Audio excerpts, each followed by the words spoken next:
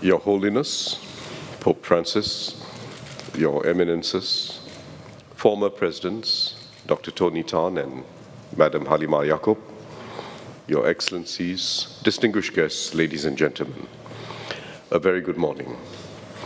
I'm delighted to welcome His Holiness Pope Francis on his first state visit to Singapore. This will be the second papal visit to Singapore, the first being a brief visit by Pope John Paul II 38 years ago. The Holy See, under Your Holiness' leadership, has been a strong and principled advocate for human fraternity and environmental sustainability. Indeed, you have spoken passionately about these issues during your trip in Southeast Asia. These are critical challenges in the world today.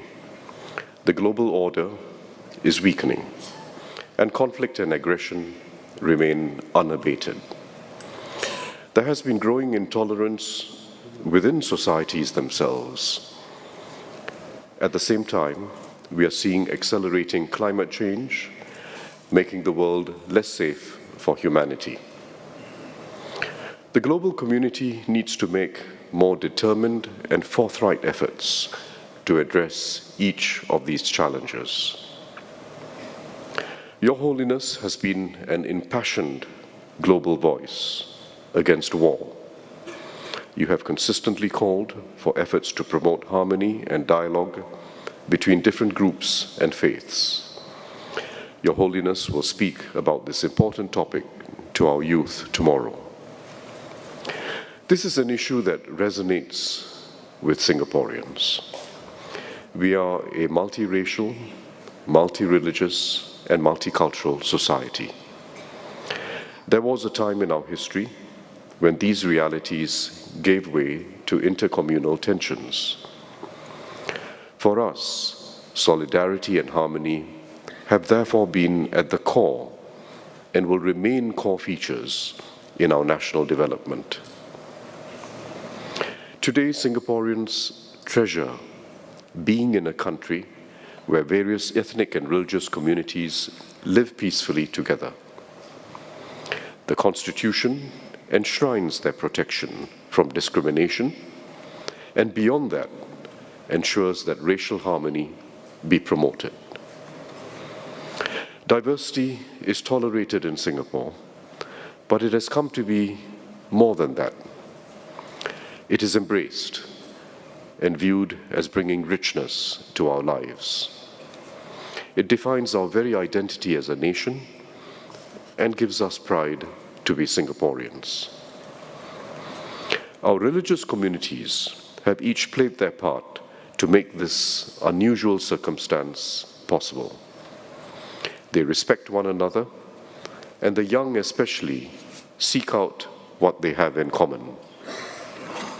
Our religious leaders play a key role in guiding their communities in understanding and practicing their own religious beliefs, while also fostering shared norms and values with others. It is ultimately this spirit of openness, mutual accommodation, and respect that allows different religious communities to thrive in Singapore.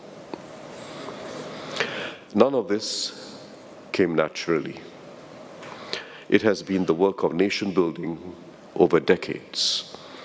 We have worked hard to promote racial and religious harmony through our schools, public housing estates, and through national service that our boys go through. It is also the result of Singaporeans themselves being at ease with each other as fellow schoolmates, neighbors, and fellow citizens, sharing common hopes and working for the good of our country. Yet we know that racial and religious harmony is not immutable. Forging a culture of accommodation, let alone trust, takes consistent and continuing effort anywhere in the world. We have to build a deeper understanding of each other strengthen interactions between different ethnic and religious groups, and actively weaken the ground for forces that seek to pull communities apart.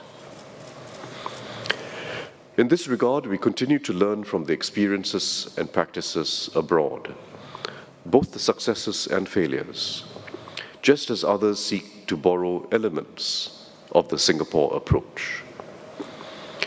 The International Conference on Cohesive Societies that Singapore convenes seeks to contribute thinking and exchange valuable lessons. I thank the Vatican for participating regularly and actively in the conference.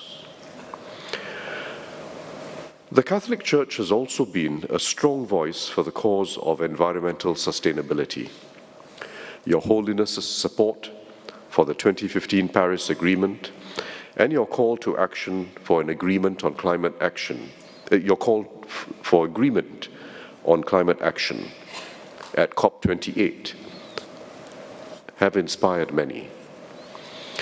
In your Holiness's encyclical, Laudato Si, you articulated a vision which recognizes the interconnectedness of all life and the need to care for our common home.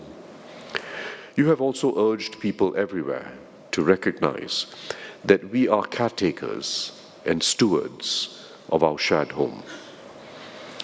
This message is all the more relevant as the world struggles to meet growing energy demand while achieving a transition to clean energies, and a world that must feed a rapidly growing population while avoiding further environmental degradation. Singapore has made sustainability a national priority since our independence 59 years ago. As a small city-state, we have sought to balance development with environmental responsibility.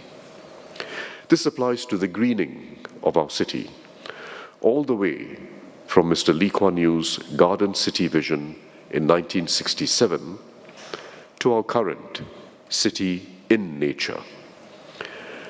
It also applies to water and what we have done to encourage its conservation and ensure sustainable supply, not only through reservoirs, but the recycling of used water and desalination. The Singapore Green Plan 2030 serves as a guide in our concerted efforts to counter climate change. It includes quadrupling solar energy deployment and reducing the waste sent to landfills by 30%. Singapore has also implemented carbon taxes with graduated increases to support our transition to a low-carbon economy. Our approach to sustainability and climate adaptation is underpinned by climate science and R&D. It informs the education of our young at all levels, community initiatives, our long-term investments, and our climate policies for the future. I would like to thank the Catholic Church for the direct and concrete contributions it has made to Singapore over the decades. I'm referring to Catholic institutions dealing with education, healthcare, and social welfare. Indeed, our oldest Catholic schools, St. Joseph's Institution and Convent of the Holy Infant Jesus, have a history going back over 170 years. Many Singaporeans from all races and creeds have benefited from their years in the schools, being imbued with both knowledge and a spirit of compassion and service.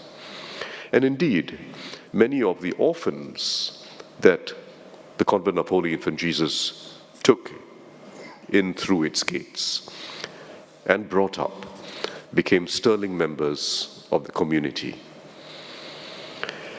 In your message for the World Day of Peace last year, Your Holiness said that the pandemic left in its wake, I quote, the realization that we all need one another, unquote.